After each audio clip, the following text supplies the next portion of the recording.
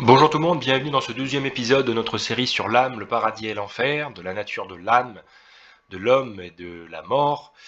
Nous sommes aujourd'hui au 12e épisode, c'est peut-être le dernier, il y en aura peut-être d'autres après s'il y a des sujets intéressants à traiter, n'hésitez pas à le suggérer dans les commentaires. Et donc ici on va traiter de 1 Pierre chapitre 4 et chapitre 3, l'évangile peut-il et a-t-il été prêché aux morts selon 1 Pierre 4 et 1 Pierre 3. Donc ça, c'est un argument qui pourrait indiquer que les morts sont conscients et qu'ils aient reçu un prêche je ne sais où. Et je pense que ce n'est pas le cas. Les morts ne sont pas conscients et ne peuvent pas recevoir de prêche. Et donc il y a plusieurs lignes d'argumentation pour ça. Je pense que déjà l'un des arguments, c'est, on peut prendre 2 Corinthiens 5, 10, qu'on avait déjà lu, car il nous faut tous comparaître devant les tribunaux de Christ, afin que chacun reçoive selon le bien ou le mal qu'il aura fait étant dans son corps. Donc, c'est dans notre corps que tout se joue, et il ne faut pas s'imaginer qu'on va avoir une chance de rachat dans la mort. D'ailleurs, on avait la parabole de Luc 16 qui montrait bien qu'il fallait plutôt croire de son vivant, plutôt que de croire lorsqu'on est mort. La parabole de Luc 16, c'était le riche et Lazare, et il faut donc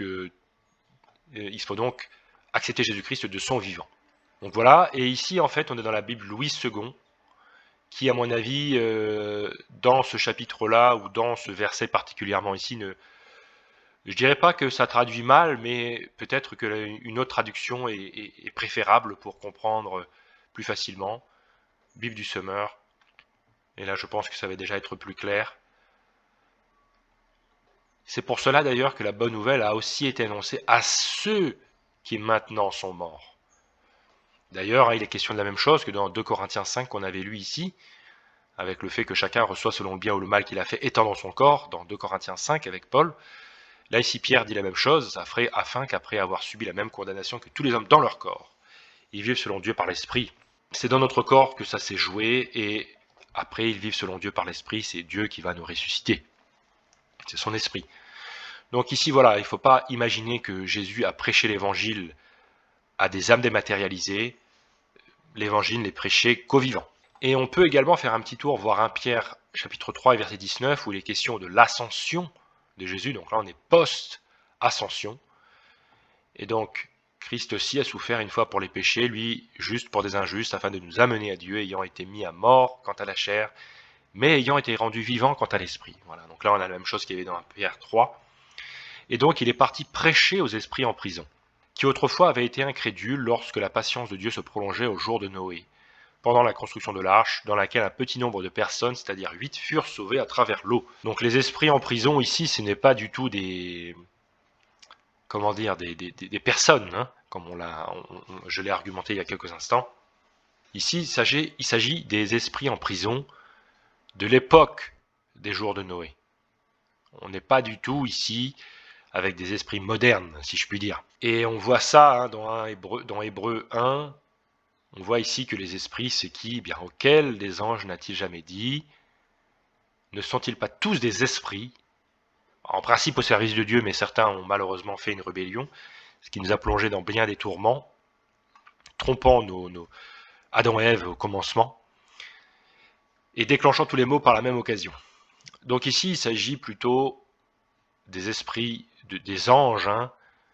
On connaît l'histoire dans Genèse 6, qu'on peut relire d'ailleurs ici. Il ne s'agit vraiment pas des morts humains.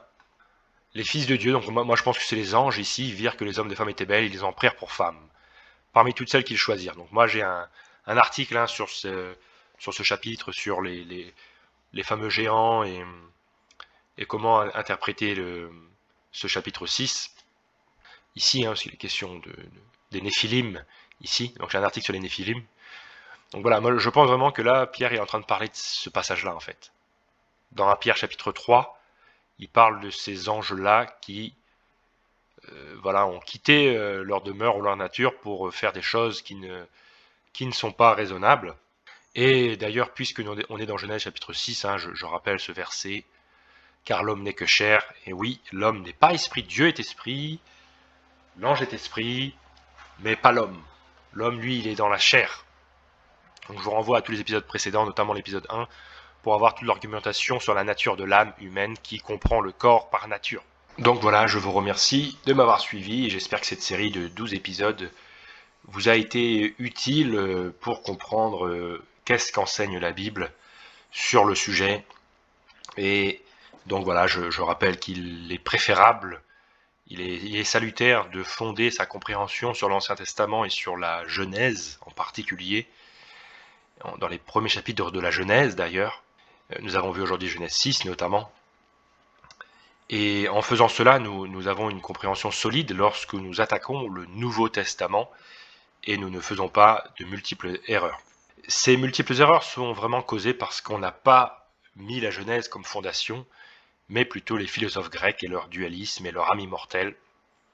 Donc j'en avais parlé dans les épisodes précédents, mais c'est vrai que cette philosophie de l'âme qui se sépare du corps, eh bien c'est une philosophie grecque.